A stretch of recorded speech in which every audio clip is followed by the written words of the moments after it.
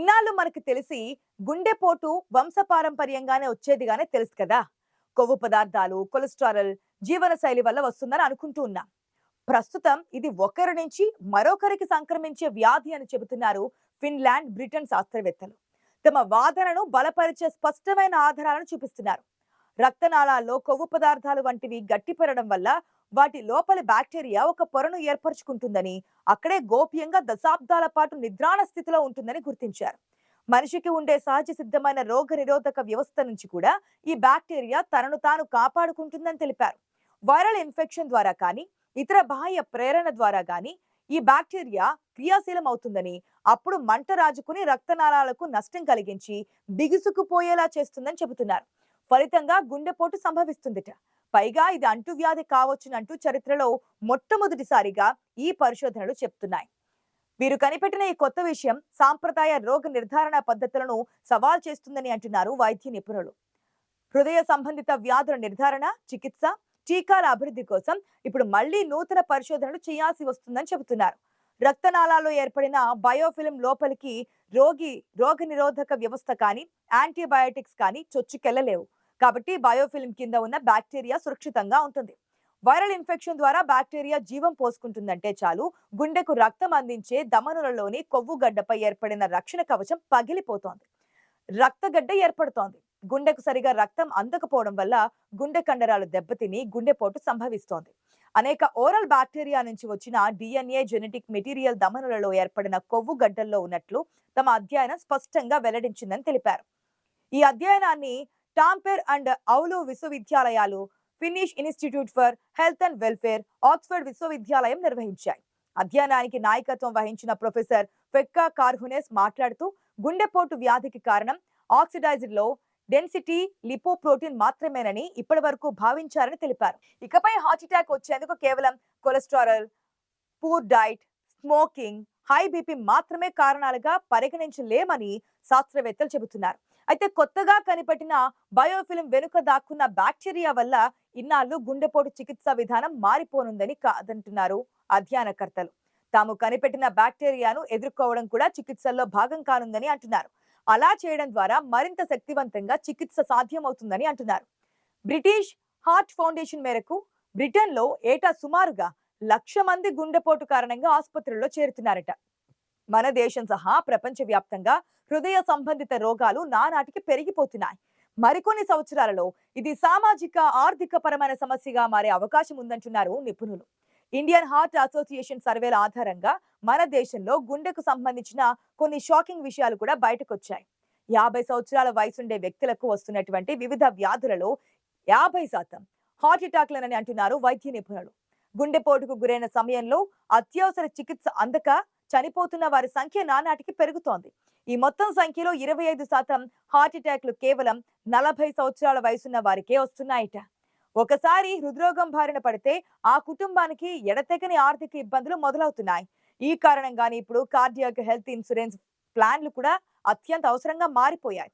ఎందుకంటే చికిత్సలకు, పరీక్షలకు అయ్యే భారీ ఖర్చులు తట్టుకోవడం మామూలు వ్యక్తులకు సాధ్యం కాదు.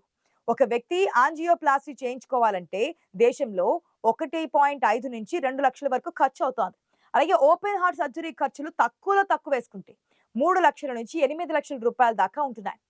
వాల్వులకు సంబంధించిన చికిత్సలకు ఆసుపత్రులను బట్టి 4 లక్షల నుంచి 11 లక్షల రూపాయల వరకు ఖర్చు అవుతుంది అంటున్నారు.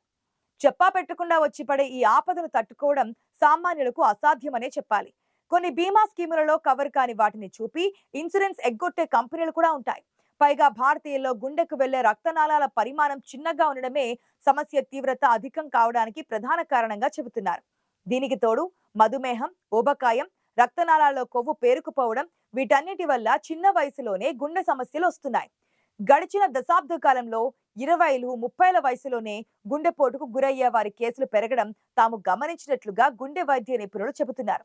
మరీ ముఖ్యంగా పాశ్చాత్య దేశాల కంటే భారతీయుల్లోనే గుండెపోటు కేసులు ఎక్కువగా సంభవిస్తున్నాయి. గత 10 ఏళ్లలో ఈ తరహా సమస్యలు మరింత ఎక్కువైపోయాయి. గుండెపోటు కేసుల సంఖ్య పురుషులు ఎక్కువగా ఉండడం, మహిళల్లో మరణాలు అధికంగా సంభవిస్తున్నాయి. మరోవైపు ప్రపంచంలో ఏడాదికి 1.9 కోట్ల మంది గుండె కవాటాల సమస్యతో ప్రాణాలు కోల్పోతున్నారు. వెస్టర్న్ కంట్రీ ప్రజలతో పోలిస్తే భారతీయుల్లో తక్కువ వయసులోనే గుండె వ్యాధులు ఎక్కువగా కనిపిస్తున్నాయి. ఇందులో గుండె కవాటాల సమస్యలు అధికంగా ఉన్నాయి. ప్రత్యర్థులకు 60లలో ఇలాంటి సమస్యలు వస్తే మన భారతీయులకు 50లోనే వస్తున్నాయని ఇండియన్ హార్ట్ అసోసియేషన్ స్పష్టం చేసింది. అభివృద్ధి చెందిన పాశ్చాత్య దేశాల కంటే భారతదేశంలో ఆగ్నేయాసియా దేశాల్లో గుండె వ్యాధుల తీవ్రత అధికంగా ఉంటుంది. అక్కడ 40% జనాభాలో ఈ సమస్య ఉంటే మన దేశంలో 60% జనాభాలో ముప్పు కనిపిస్తోంది.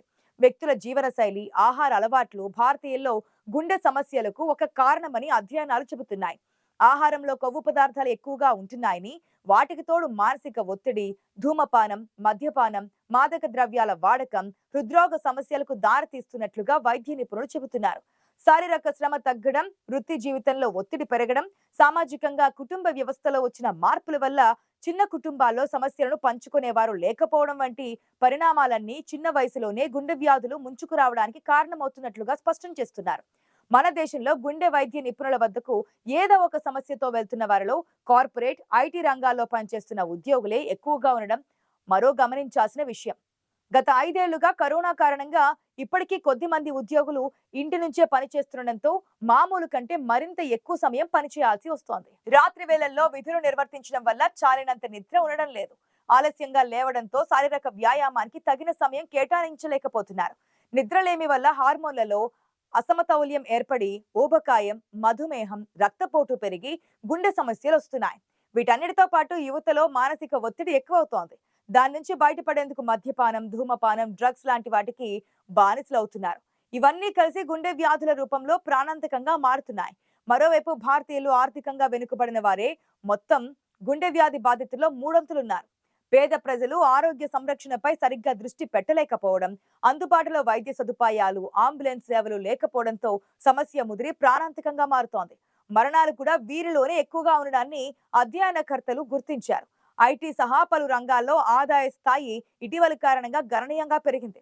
ఇవి ఇండియాలో ముఖ్యంగా 35 ఏళ్లలోపు వారిలో గుండె వ్యాధుల తీవ్రత పెరగడానికి దారితీస్తున్నాయి. ఆర్థిక స్వాతంత్ర్యం కారణంగా వారి జీవనశైలి మారుతోంది. విచ్చలవిడితనం పెరుగుతోంది. ఇదే హృద్రోగాలకు ప్రధాన కారణంగా మారుతోంది. ఆదాయం పెరగడంతో ఇళ్లల్లో వంటలు తగ్గించి బయటి ఆహారంపై అధికంగా ఆధారపడుతున్నారు. కొవ్వు, ఉప్పు, కారం ఎక్కువగా ఉండే పదార్థాలు తీసుకోవడం పెరిగిపోయింది. జొమాటోలు, స్విగ్గీల సర్వీసుల కారణంగా శారీరక శ్రమ లేకుండా వాటిని నేరుగా ఇంటికే చేరవేసేస్తున్నారు. పైగా వీరు తీసుకునే ఈ తరహా జంక్ ఫుడ్ వల్ల గుండె కవటాల్లో కొవ్వు పేరుకుపోతూ గుండెపోటు వంటి అనార్థాలకు దారితీస్తోంది. మద్యపానం, ధూమపానం వంటి అలవాట్లు మానుకోవాలి. రోజులో కనీస వ్యాయామం తప్పనిసరిగా చేయాలి. చూస్తూ చూస్తూ ప్రాణాంతకమని తెలిసినా కొవ్వు పదార్థాలు తీసుకోవడం క్రేజ్ గా మారుతోంది. నగరాలలో బార్బెక్యూ సంస్కృతి బాగా పెరిగిపోయింది.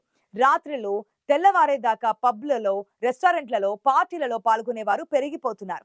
నిజానికి ఇలాంటి అంశాలపై ప్రజలు అవగాహన పెంచుకోవాల్సిన అవసరం ఉంది. గుండె వ్యాధులను పూర్తిగా నివారించలేకపోయినా కారణమయ్యే అంశాలను కొద్దిపాటి శారీరక శ్రమతో నియంత్రించవచ్చు. ఆయాసం, గుండె పట్టేసినట్లుగా ఉండడం, ఎక్కువగా చెమటలు పట్టడం, కళ్ళు తిరగడం లాంటి లక్షణాలు ఏవి కనిపించినా వెంటనే గుండె వైద్య నిపుణులను సంప్రదించాలి. వాటికి సంబంధించిన పరీక్షలు చేయించుకోవడం తప్పనిసరి.